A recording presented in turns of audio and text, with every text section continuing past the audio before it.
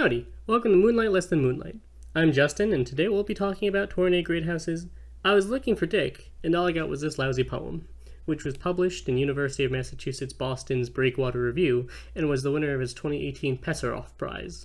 Torrin Greathouse, in their own words, is, quote, a transgender cripple punk MFA candidate at the University of Minnesota. They are the assistant editor of The Shallow Ends. Her work is published in Poetry, Plowshares, and the Kenyon Review. They have received fellowships from the Effing Foundations of Aglasia and the University of Arizona Poetry Center. She was a finalist for the 2020 Pushcart Prize and is the youngest ever winner of the Poetry Foundation's J. Howard and Barbara M.J. Wood Prize. They are the author of two chapbooks.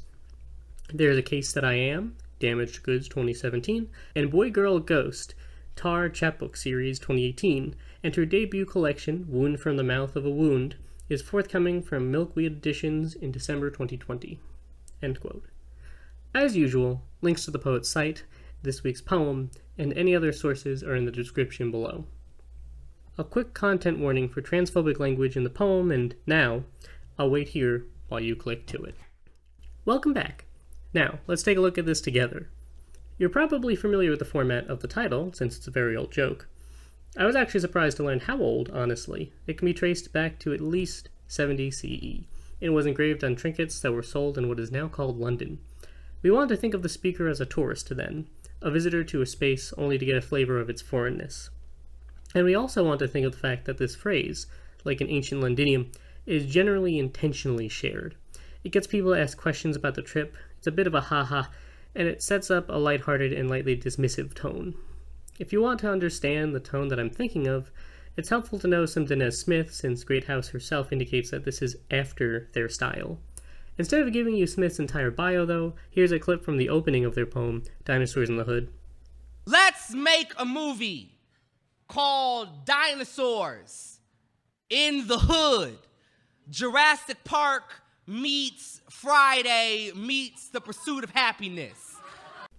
And a clip from the end. Holes in the heroes and nobody kills the black boy and nobody kills the black boy and nobody kills the black boy for once. Nobody kills the black boy.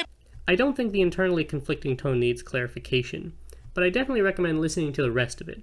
I also have their poem, All the Good Dick Lives in Brooklyn Park, in the sources and recommend checking out Don't Call Us Dead, Smith's part exuberant, part devastated 2017 poetry collection. I have it.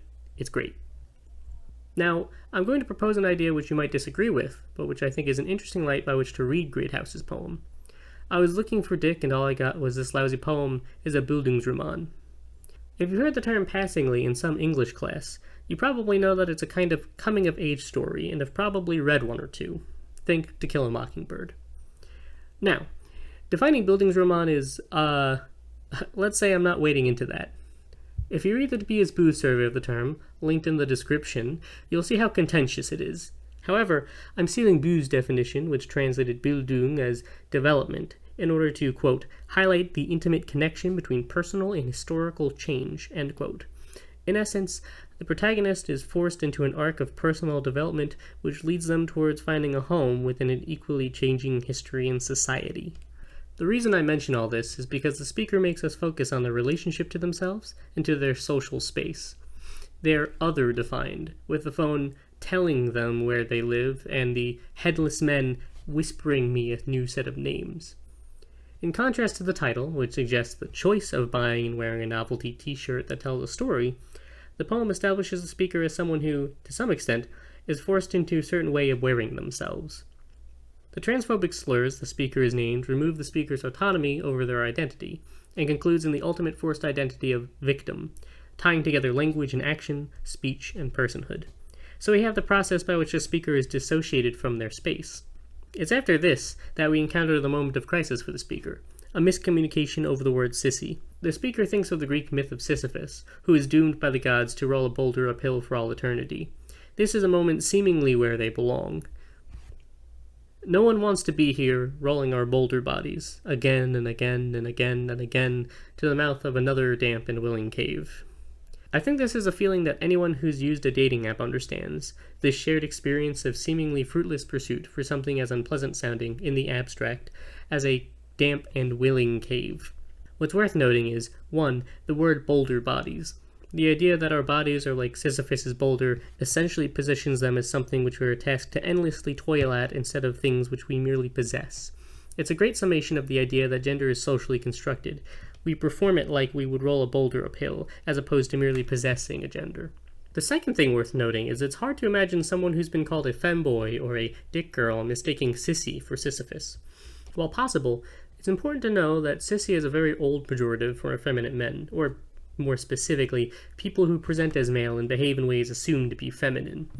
While it's been somewhat appropriated, it dates back to the changing ideas around sexuality and gender symbolized by the removal, in 1973, of homosexuality as a mental disorder in the DSM, the Diagnostic Bible for psychiatrists.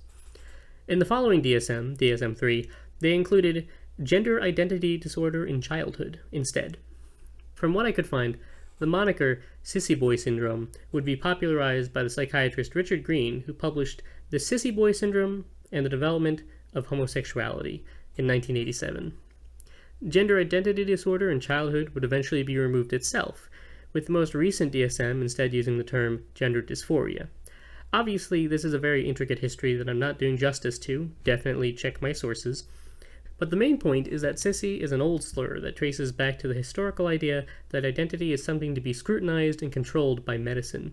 Importantly, much in the way medicine does and did, it's meant to control the body of the person subjected to it. It's hard to imagine, then, that our speaker, who seems familiar enough with this bigotry that the poem is titled in a goofy way, would not recognize the term. More likely, arguably, the speaker has hit a crisis of desire and just wants to find an excuse not to be belittled. Which, sadly, they realize is not the case. But the shift towards the speaker finding a home within a changing society happens in the next lines. The idea of a convenient mythology and old names suggests staleness, suggests that these ideas are worn out, and it's at this point the speaker refers to themselves as a new girl god. So, in some sense, old mythos like Sisyphus and sissy boys give way to the new girl god. And I can't help but thinking of Ariana Grande's God is a Woman. Interestingly, the music video shows a moment where misogynist words are literally thrown at Ariana Grande, an image that echoes the idea that words have a physical, weaponry effect. My sibling, and also kind of my second set of eyes and ears, had a perspective that I hadn't thought of in my reading of boulder bodies, so I asked them to record the audio you're about to hear. After that, it'll just be me again. Please think of this as an important set of brackets. For many folks, the body as boulder goes deeper and beyond the effort of gender presentation and performance. That's a sort of a conscious choice, but for that, and also for folks with disabilities, other than the performance of sort of being okay or quote-unquote normal, it's actually more, for some, it's more that the body itself is an exhausting thing to force or drag uphill. I know before my top surgery, I definitely had more of that feeling. You're pushing and dragging a thing around, and it's weighing you down by being uncooperative and not matching what you need or want.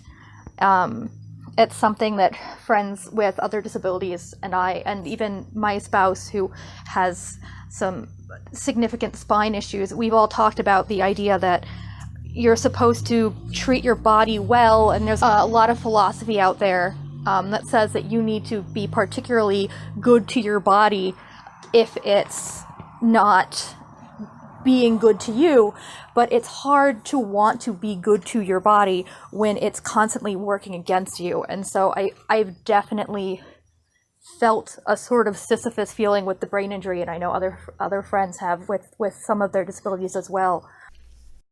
Once the poem speaker is hit with a new slur, trap, notice how they gain power over presenting themselves by appropriating the image that it depicts. This must be for all the door he is imagining me. Then the speaker, in taking control of the image, points to how language functions.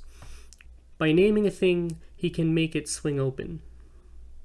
Notice the use of the word swing here, which suggests violence, a suggestion that is fulfilled in a kind of grim and exuberant way, with the following image of, quote, a man, his massive cock clenched in his fist like a brutal key, end quote. Brutal is obviously an important word here, and revives the word swing in memory. But the image also evokes the stereotypical image of the neckbeard to me. the kind of modern ogre whose unearned self-assurance and bigotry is reflected in their physical unkemptness and social inadequacy. It's a reversal on the experience of the speaker, a regaining of autonomy through controlling the idea of who is the desperate one. It's not the speaker who's looking for recognition. It's the men who sadly cling to the life raft of their massive cock. It's not the speaker's desire that's the social and historical disjoint, but the symbol of this man's masculinity which would leave the speaker hingeless and painted red with myself. While I don't think men who send unsolicited dick pics are often directly connected to neckbeards, I think the image of the neckbeard pairs well with a dating app full of headless men. The importance of understanding and controlling how we communicate is made all the more obvious in the speaker's response to the massive cocked man's "wanna fuck?" 14 lines on the etymology of the word fuck, rounded out with the statement, "This is how we know language was a temple built for men, that one word can name sex, lineage, and weapon in the same breath." This is self-explanatory, I think, and also very funny if you remember that this is presumably the actual response to this stranger on this dating app, hence why it's in quotes. I can imagine it happening too. In fact, if anyone wants to copy-paste this on Tinder or OkCupid, let me know how it goes. A fun little thing to note, to corroborate and expand on the etymology of fuck, there are multiple claims for the oldest instances of the word in writing, with 2 of them being men named John LeFucker and Roger Fuck by the Navel. The sexual connotation is contested on both claims, with Professor David Wilton arguing that LeFucker is more likely a derivation of Fulcher, or soldier, and Professor Paul Booth, who discovered the record of Roger Fuck by the Navel, stating his moniker could be either a derogatory nickname for someone who's very bad at sex, describing the fact that Roger performed what we now call dry humping, or it could possibly just mean strike upon the belly. Some fun history pointing to the conflation of violence and sex for you. By this point, the speakers moved from being told where they live by the app to questioning their need for the app entirely, towards seeing the app alerts, its golden mask unblinking, as side effects of every time I check my texts, as opposed to the entire point of being on the phone in the first place. Where once the speaker tried to find unity in the existentialism of boulder bodies, they've moved through the idea into the understanding that self-image is not the uniting factor. Instead, unity is found in everybody's profile says looking for a body to bury themselves inside. The ambiguity of this ultimately rejects the simple comfort of boulder bodies' unity. Whereas the speaker is looking to be buried inside their body in a metaphorical sense of becoming fully whole in their self-image, the headless men are looking to be buried in a literal way of sex. Which is re-emphasized by the last message the speaker gets from a man on the dating app. "I bet you would look so beautiful as a boy." Instead of misunderstanding this phrase, how they did with sissy though, the speaker understands and subverts it. "I already look like one's ghost." It's in this that the Bildung is shown as complete. The time and place, reflected in the app, is rejected, and the speaker has grown into the world and the message the speaker sends to this man. "I took the boy in my blood and buried him. You are lusting after a flower grown in that grave's good dirt." So that's some thoughts on torrin greathouse's "I was looking for dick and all I got was this lousy poem." What were your thoughts? Do you agree with my reading? Disagree? What was your favorite line? I'm excited to hear your perspective, so go ahead and leave a comment. And don't forget to check the description for links to my sources and to Greathouse's site, where you can read even more of her work. I'll let her have the last word with a snippet from her poem, Trans Jokes, a found poem, which can also be found in the description. Pay attention to the audience. Notice how quickly they understand the power of language and humor. Until next time, thanks for sticking around. What is the biggest crime committed by trans women? Male fraud. What is the worst part about picking up a hot blonde and having trouble getting it up? When she doesn't. What is the best part of punching a trans woman? All of the pleasure, none of the guilt. What cure for transness is efficient 40% of the time? Suicide.